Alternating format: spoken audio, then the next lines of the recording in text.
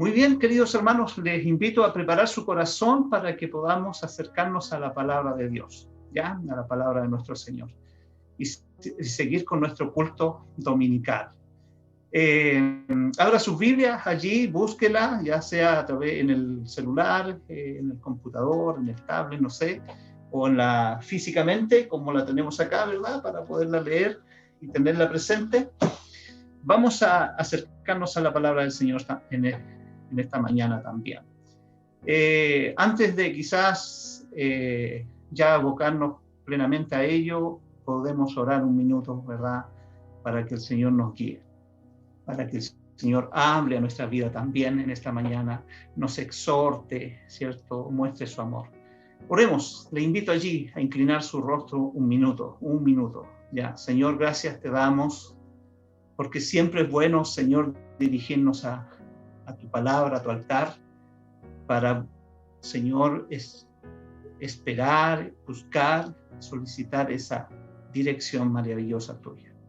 Y necesitamos en esta hora especialmente que nos acercamos a tu palabra, porque tu palabra es santa, tu palabra revela tus pensamientos, tus planes, revela, Señor, tu propósito para el ser humano. Y necesitamos, Señor, que en esta mañana tú hables a nuestro corazón, tú hables a nuestra vida, traigas palabra, Señor, a nuestro espíritu para que sea alentado, sea, Señor, vivificado por tu palabra.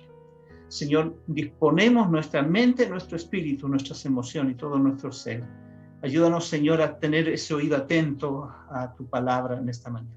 Que tu palabra, Señor, también sea expresada, predicada con autoridad y poder que solamente tú puedes dar, Señor, que tú puedes dirigir.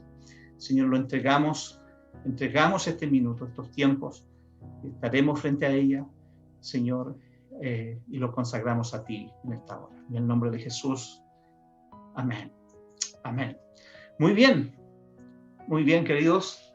Téngase un minuto allí, o quizás en el quehacer que está en su hogar, en donde quiera que esté, pueda poner atención a lo que Dios pueda hablarnos en esta mañana. Fíjense, hermanos, que la semana pasada se reflexionó sobre una de las conversaciones más hermosas que alguna vez haya sido registrada en la Biblia, en la conversación que tuvo Jesucristo con Nicodemo. La hermana Priscila estuvo tocando ese pasaje, el capítulo 3 de Juan, del 1 al 15, más o menos allí. Y hoy avanzaremos en este capítulo 3 de Juan, porque estamos enfocando nuestras prédicas en este evangelio maravilloso, ¿ya? Así que avanzaremos hoy día y nos concentraremos en uno de los versos más especiales de la Biblia, creo yo. Y hay muchos que también dicen lo mismo, ¿verdad? Busque allí entonces en su Biblia Juan capítulo 3, verso 16 al 18, al 21, si usted lo quiere leer completo. Pero vamos a leer solamente el verso 16. O usted quizás lo puede recitar porque usted se lo sabe de memoria seguramente. Así que recitémoslo o, ¿cierto? Expresémoslos en esta hora o leámoslo. Ya, Juan 3:16 dice, porque de tal manera amó Dios al mundo, que ha dado a su Hijo unigénito, para que todo aquel que en Él cree no se pierda, mas tenga vida eterna. ¡Wow! Bueno, a veces uno dice, oye, pero es que este pasaje es tan conocido, es tan familiar, que ¿qué más se puede decir de este pasaje? La verdad de las cosas, de este versículo. Bueno, Juan 3:16, hermano, es un texto que expresa en realidad la esencia del Evangelio de Dios. Ahí está expresado la esencia del Evangelio. Es uno de los textos más conocidos a nivel mundial. A veces hasta en las películas de repente salen algunas pancartas, ¿cierto? Que usted ve allí, Juan 3:16, porque de tal manera amó Dios al mundo. Es uno de los textos más conocidos a nivel mundial. Ha sido traducido a cientos de idiomas y dialectos. Ha servido de lema para diferentes campañas y actividades cristianas alrededor del mundo y a lo largo de la historia. Es un versículo usado desde inicios de la iglesia del primer siglo hasta la fecha por cientos, pero cientos de predicadores, de maestros, y se han ganado millones de personas por este versículo bíblico. Miren qué impresionante, hermanos. Es un versículo que ha generado el asombro y comentario de miles de eruditos cristianos a lo largo de la historia de la iglesia. Realmente estamos frente a un versículo, hermanos queridos, que da temor de predicar. Por ejemplo, Martín Lutero dijo de Juan 3:16 que era la Biblia en miniatura.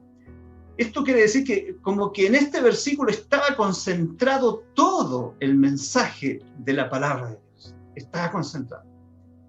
Charles Spurgeon, un gran predicador, dijo que de este versículo que este versículo encabezaba todos los volúmenes de sus sermones como el único tema de su ministerio, es decir, siempre enfocado hacia lo que este pasaje decía. Y un gran comentarista bíblico como William Barclay lo llamó a este versículo como el versículo de todo el mundo. Dígame usted que no se sabe este versículo o que no lo ha escuchado en algún minuto. ¿Ah? Todo el mundo en algún minuto, en algún momento lo ha escuchado, o lo ha memorizado o lo ha leído. O cierto, le ha llegado alguna literatura donde está allí escrito.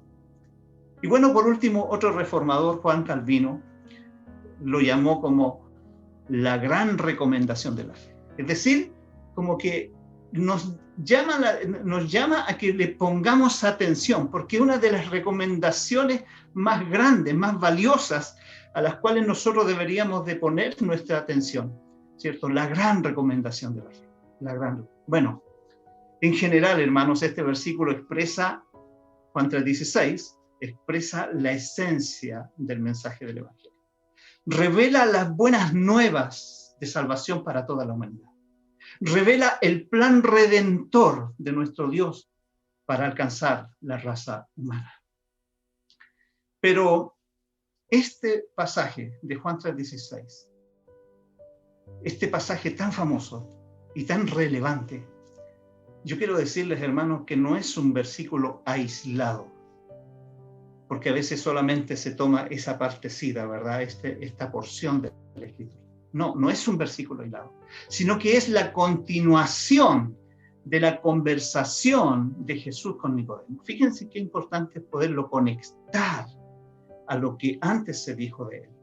Antes de que apareciera este versículo 16, había un contexto maravilloso que se estaba dando.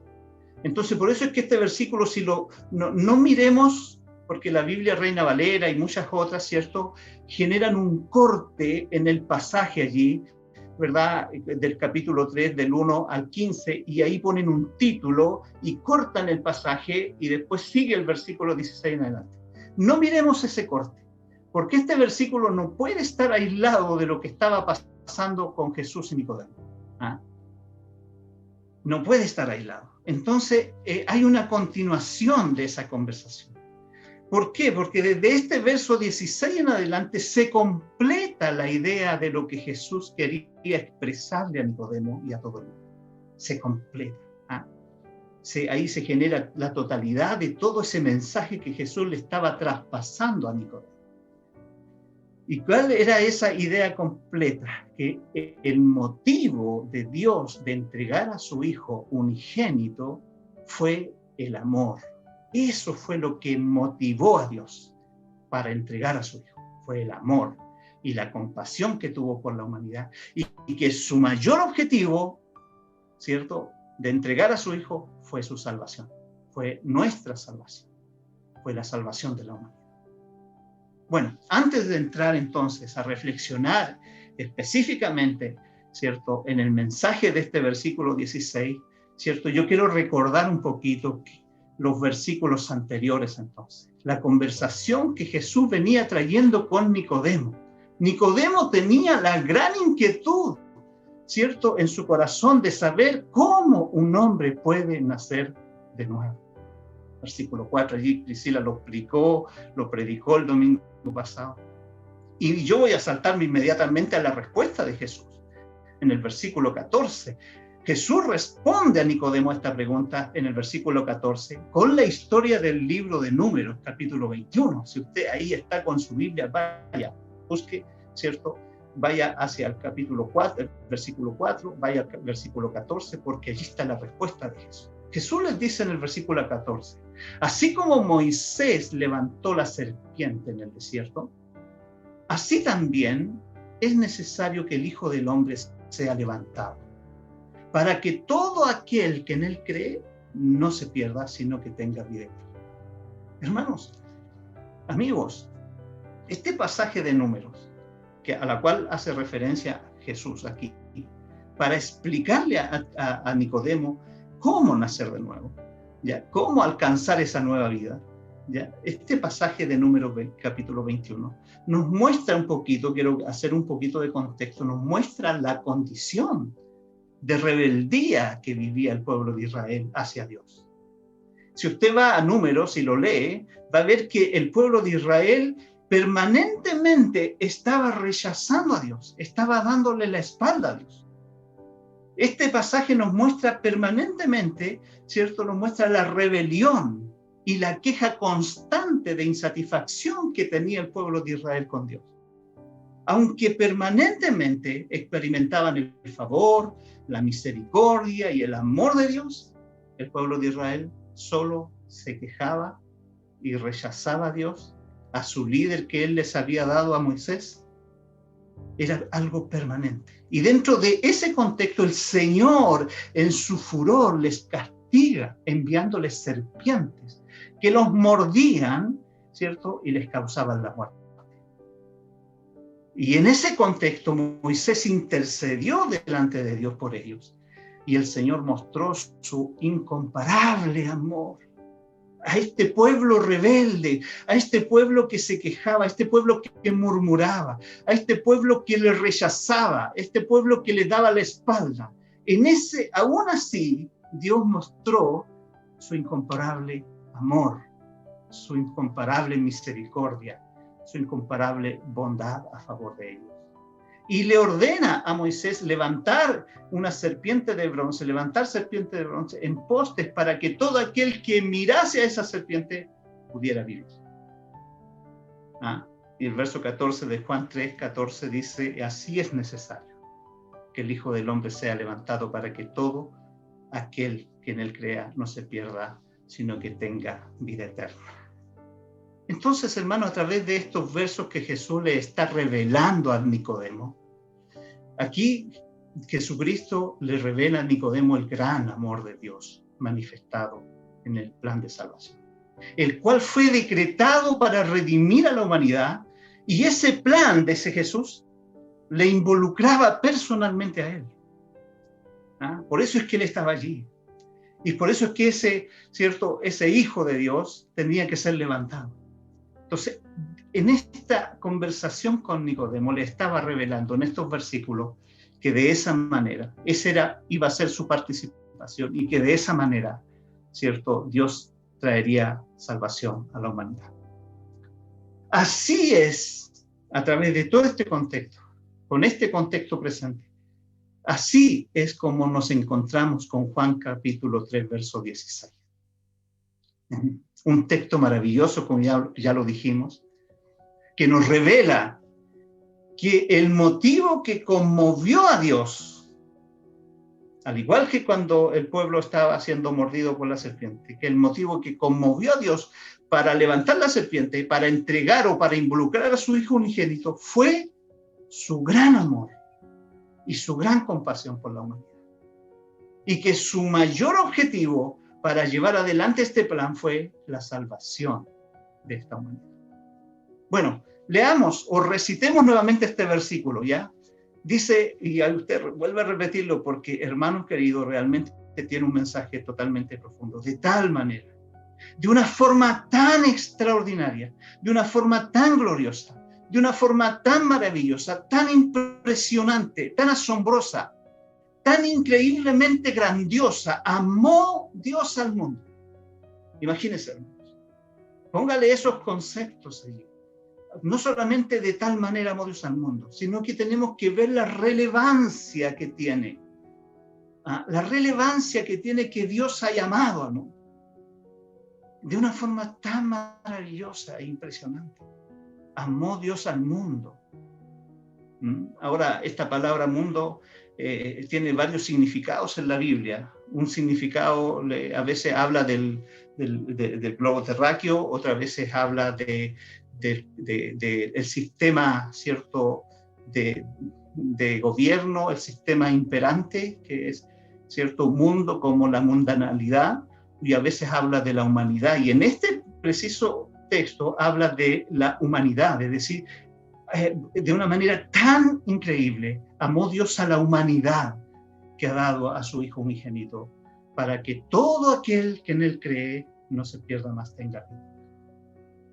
Hermanos, tal es el amor de Dios. De tal forma amó Dios al mundo. Esta es una de las más sorprendentes declaraciones en este Evangelio. De tal manera. Y podríamos decir en primer lugar que lo que Juan quiere mostrarnos en este texto, hermano, es que Dios amó de tal manera, amó de tal forma a toda la humanidad, amó a todos y a cada uno de los seres humanos que han vivido, viven y vivirán en este mundo. Fíjense, amó a cada uno de los seres humanos que han vivido históricamente, que viven en el presente y que posiblemente cuántos más vendrán en el futuro. Amó a cada uno de los seres humanos. Algunas estimaciones sobre la cantidad de seres humanos que han vivido en toda la historia, que fue publicada ahora solamente en la primera década del siglo XXI, dicen que han habitado este mundo alrededor de 100.000 millones a 115.000 millones de personas. Han habitado este mundo aproximadamente. No es menor, ¿eh? A veces a nosotros nos cuesta amar a los pocos que tenemos alrededor nuestro.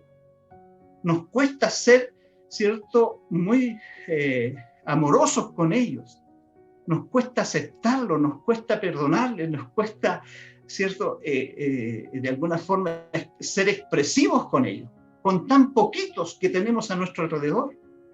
Imagínense Dios que amó a todos los habitantes que han pasado por este mundo. Las estadísticas dicen 100.000 millones a 15.000 millones. Y Dios amó a cada uno de ellos, con toda su particularidad que tienen, con toda la complejidad que tiene cada uno de los seres humanos, con todo lo bueno y lo malo que tienen. ¿Ah? Aún así Dios amó a cada uno de ellos. Y aunque parezca sorprendente que Dios pueda amar a tantas personas a la vez, ¿no le parece a usted que nosotros amamos, tenemos a tan pocas personas alrededor y a muchos, y muchos de ellos carecen de nuestra expresión de amor? Y que deberíamos trabajar en eso. Pero parece que, ¿cómo es tan sorprendente que Dios ame a tantos en la humanidad? Pero no creo que eso sea un problema para Dios. Y yo creo que usted también piensa lo mismo. No creo que eso sea un problema para Dios, porque no olvidemos quién es Él, quién es ese Dios que amó de tal manera al mundo. Recordemos que nuestro Dios no tiene límites de ningún tipo, en ninguna de sus capacidades, en ninguno de sus atributos. Es Dios. Incluso el profeta Isaías dice en el capítulo 40, usted lo puede leer después, hablando en un lenguaje bastante figurado, él dice, por ejemplo, que toda el agua de todos los océanos cabe en el hueco de su mano y que él puede tomar la medida del universo con su palmo. Y por si todo esto fuera poco, él conoce por nombre cada una de las estrellas de todas y cada una de las galaxias. Entonces, tal, dice Isaías, es la grandeza de su fuerza y de su poder y de su dominio. Tal es. Entonces, amar a toda la humanidad, a todas las personas que vivieron, que viven y vivirán, no es un problema para la grandeza del amor. Pero hay algo que podría ser problema. ¿Sabe usted cuál podría ser? La cantidad no creo que sea un problema, pero yo creo que sí puede ser un problema amarlos en la condición en que están, en la que estaban, o en la que están o en la que estarán, en la condición. Yo creo que ese sí puede ser el mayor problema. ¿Por qué? Porque en otras palabras, hermanos y amigos, no es que el mundo sea tan grande o la humanidad sea mucha para que Dios no pueda amarlos a todos, sino más bien se necesita un amor demasiado grande para que los ame en la condición tan deplorable, pecaminosa y caída en que se encuentra el ser humano. Entonces, para amar a este mundo caído, hace falta un amor muy, pero muy grande para poder amarlos en esa condición en que están. Y solo Dios tiene ese tipo de amor. No quise poner una cita de Lutero en esta parte, porque Lutero decía: si yo fuera Dios y este mundo, se la voy a citar igual, y este mundo fuera tan desobediente como el que veo, yo los hubiese ya eliminado. Bueno, hermanos, pongamos atención en esto. ¿Por qué es tan impresionante el amor de Dios? Porque no es por la cantidad los cuales Él tiene que amar, sino es por la condición que está esa humanidad. Porque fíjese bien, Dios, el Dios que nosotros conocemos a través de la Biblia, es un Dios cuya santa justicia se inflama de indignación ante la iniquidad. Dios no puede ver el pecado. Dios rechaza el pecado. Dios rechaza la rebeldía. Dios rechaza la mentira. Ese Dios cuya santidad se aparta ante cualquier impureza. Entonces, ahí está la demostración de ese gran amor de Dios hacia la humanidad. No por la cantidad de personas que han habitado en el planeta o el mundo, sino por la condición en que están estas personas. Porque la condición deplorable, caída, pecaminosa, maliciosa en que está este mundo, Dios en su justicia y amor y pureza no podría soportarlo. Pero aún así, ese Dios infinitamente justo y puro amó a este mundo caído, arruinado, pecador y culpable. En ese infinito, ese Dios infinito, poderoso, justo y puro, que rechaza la iniquidad y el pecado y la impureza y la injusticia, aún así amó a este mundo caído. Qué tremendo, hermano, es ese amor. ¿Cómo? Yo me preguntaba, ¿cómo puede Dios amar a este mundo? ¿Qué hay en la humanidad para que Dios lo ame, la ame? ¿Qué hay en nosotros de bueno para que Dios nos ame? ¿Qué hay en nosotros? ¿Qué hay en ti? ¿Qué hay en mí? Si la humanidad a través de la historia ha demostrado que no busca a Dios, ¿qué hay en la humanidad? Si la humanidad ha demostrado que no ama a Dios, y lo vemos a diario. Por el contrario, la humanidad, las personas aborrecen a Dios. Fíjense lo que dijo el mismo Jesús en Juan capítulo 15, verso 18. Él dice: si el mundo os aborrece, sabed que a mí me ha aborrecido antes que a vosotros.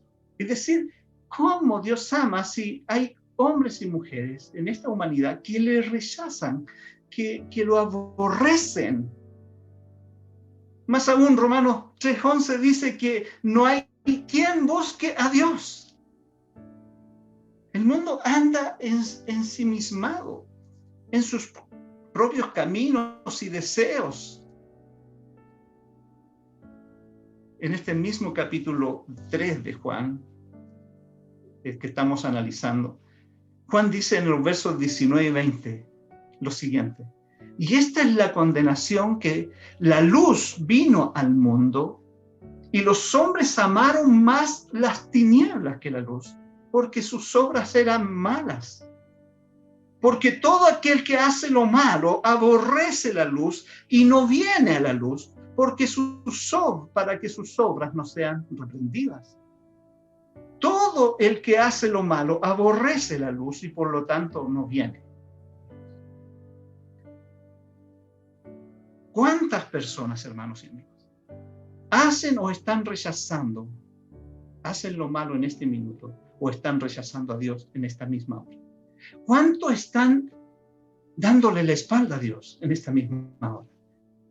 ¿Cuántos, teniendo la oportunidad de buscar a Dios, de conectarse a un culto, no lo hacen? No lo hacen porque privilegian otras cosas. ¿Cuántos hay así? Y si eso hablamos de los que ya creen, ¿cuánto más los que no creen? Pablo dice en Romanos 3:12, no hay quien haga lo bueno. No hay ni siquiera uno.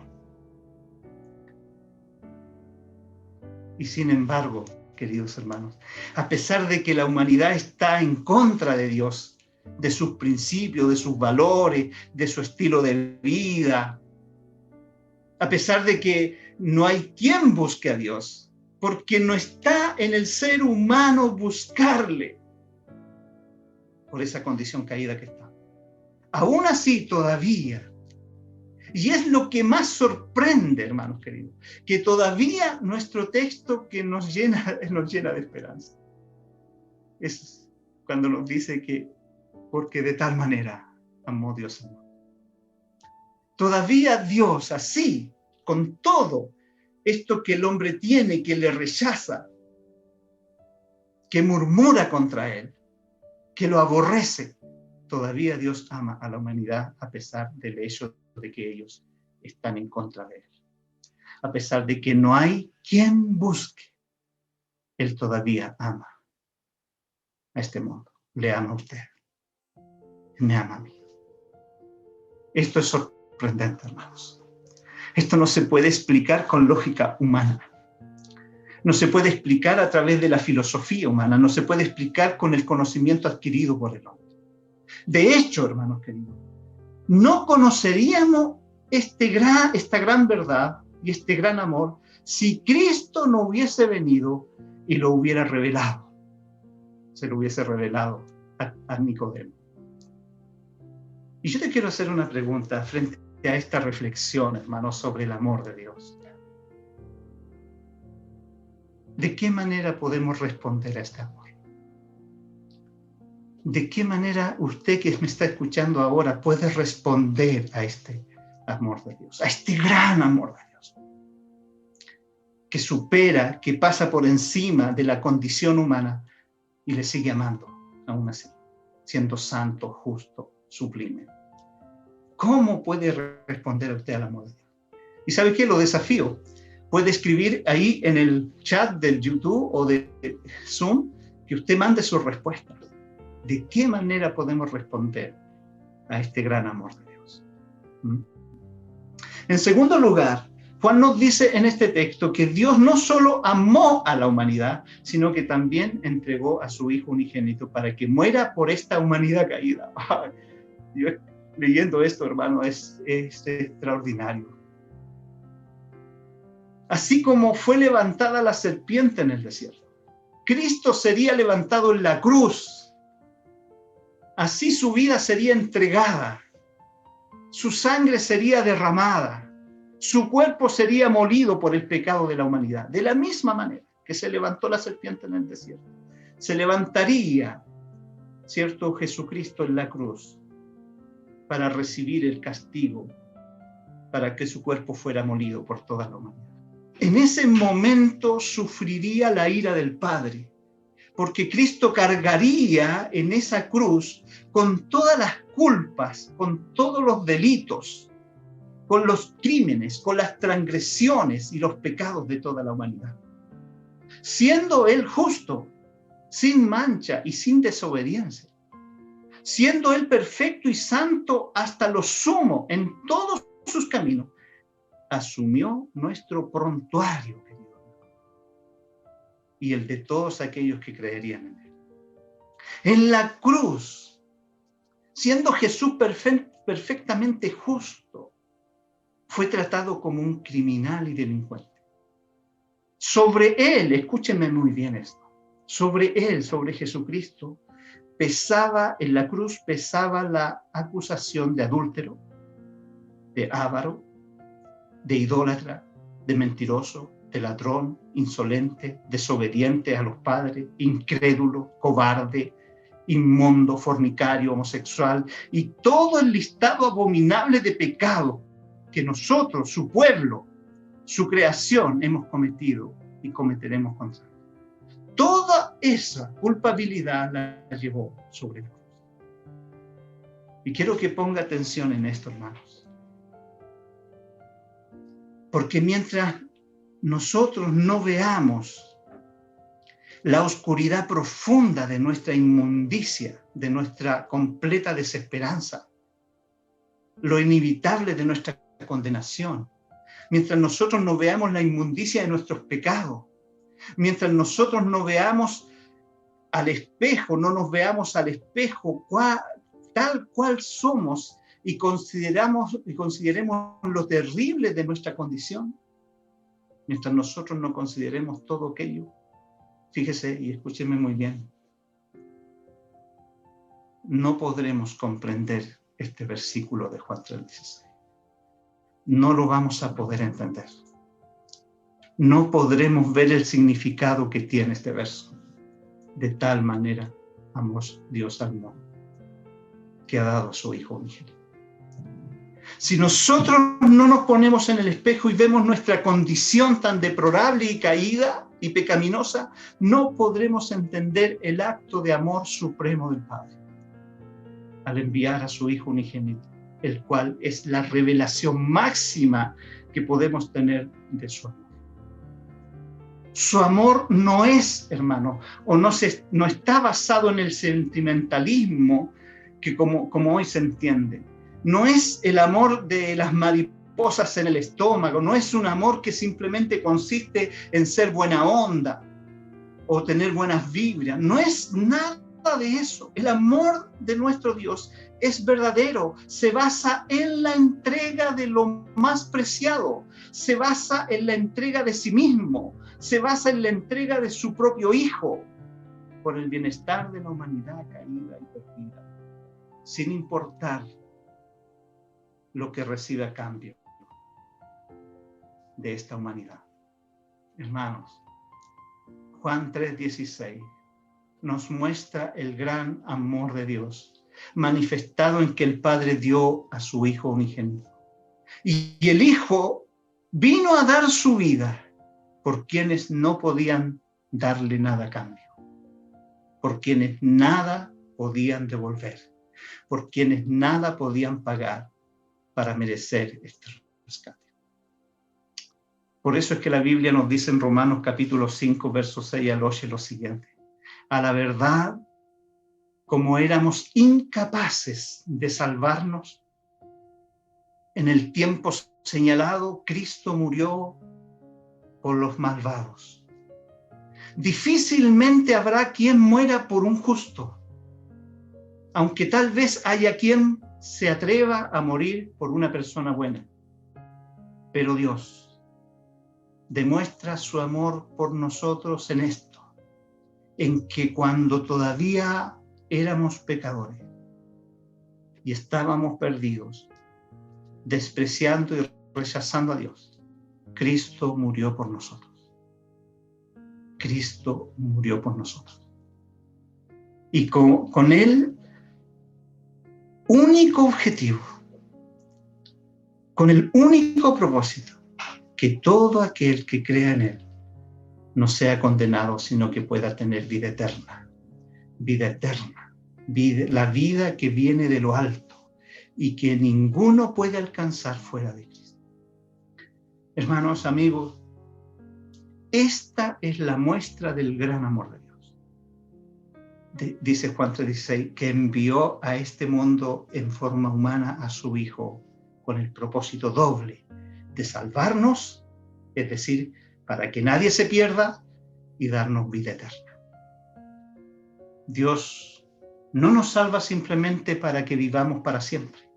Él nos salva para darnos cierta calidad de vida, una vida abundante, eterna, como lo dice en Juan capítulo 10, verso 10. Yo he venido para que tengan vida y para que tengan vida en abundancia. Amén. ¿Cierto? Qué tremendo, hermanos. Qué tremendo pasaje. Y podríamos seguir reflexionando en él. Yo quise abordar solamente dos cosas. El motivo que inspiró a Dios para enviar a su Hijo, que fue su gran amor, y el propósito por el cual envió a su Hijo, que fue la salvación de la humanidad. Vamos a concluir. Digamos lo siguiente. Yo creo que hemos visto que el Señor, hermanos, luego de hablar del nuevo nacimiento con Nicodemo, reveló a Nicodemo el plan de salvación, avanzando en el versículo 16 en adelante. Cristo, querido hermano, es una muestra del amor supremo de parte de Él. Fue entregado para ser levantado en la cruz por los pecados de toda la humanidad. Fue entregado para morir por todo el mundo, por los justos y los buenos, por la gente moralmente neutra, por sus enemigos, por los delincuentes, por los pecadores que se rebelaron contra él y que nada podían hacer para salvarse a sí mismos y nada podían hacer para ganarse su amor. Por todos aquellos murió. Murió por ti y murió por mí. Murió por tus vecinos. Y yo te invito a pensar en esta hora. Piensa en alguien que necesita saber que Cristo murió por él. ¿Y sabes qué? Esta tarde, durante la tarde, puedes enviarle este versículo bíblico. Porque necesitas saber que Dios, ¿cierto?, lo ama tan entrañablemente que entregó a su propio Hijo por él. Y creo que es la manera, y acordémonos que dijimos que este versículo ha transformado la vida de millones de personas, ha alcanzado a millones de personas para la gloria de Dios. Y puede que este mismo versículo, hermanos queridos, si tú lo envías a alguien que está necesitado de saber, ¿cierto?, del gran amor de Dios y de lo que Él hizo por él, por su vida, para salvarle, entonces puede que esté esperando ese corazón leer este versículo y así podrá alcanzar salvación y vida eterna que Cristo vino a entregar. Hermanos y amigos, si el Padre envió a su Hijo a morir por nosotros, por nuestros pecados, ¿cómo habríamos de ignorar este amor supremo? ¿Cómo puede usted responder a este amor? Hagamos un ejercicio mental, hermanos, y veamos cómo respondemos a este gran amor de Dios. ¿De qué forma podemos hacerlo? ¿Cómo podemos expresar nuestra gratitud? ¿Cómo podemos nosotros, hermanos, realmente responder positivamente a este amor? Para demostrarle a Dios que estamos agradecidos por cómo nos ama. Si el Hijo murió para que pudiéramos tener vida en Él, ¿cómo podríamos despreciar nosotros en una salvación tan grande? Y yo te invito a que si todavía no has recibido a Jesucristo como Señor y Salvador, no te has encontrado con Él, yo te invito a que tú le puedas pedir al Señor cómo recibir la salvación que Jesucristo vino a ofrecernos a través de la cruz. Y tercero, si el Espíritu da a conocer al Hijo y nos llama a creer en Él, a través de la palabra, de la predicación, de un mensaje, de un testimonio, yo te invito a que no deberíamos de ignorar o resistir su llamado. Si Él hoy te está hablando, no resistas su llamado. No ignores su llamado. No ignores lo que Él ha sembrado en tu corazón. Ese toque especial del Espíritu que te ha estremecido en esta mañana, no lo ignores. Querido amigo, no lo ignores. No dejes pasar un momento más, porque puede ser tarde. Mañana puede ser tarde. Yo te invito en esta hora a reflexionar y a creer en Jesús. No sigas resistiéndote. No sigas poniendo frenos. No pongas más excusas. Ahora, en esta hora que Dios te ha hablado y que el Espíritu te ha persuadido, en esta hora, esta misma hora, ve a los pies de Jesús. Ve a los pies y rinde tu corazón. Rinde tu corazón. La palabra del Señor dice que el que cree en Él, el que en Él cree, no es condenado, pero el que no cree ya ha sido condenado. Así que si hoy el Señor está llamando a puerta de tu corazón, no le resistas. Rinde tu corazón, rinde tu vida, entrega tu vida a sus manos, porque Él, cierto, inundará tu vida, tu corazón de su amor, de su salvación, que Cristo vino a conquistar para ti. Vamos a orar un minuto.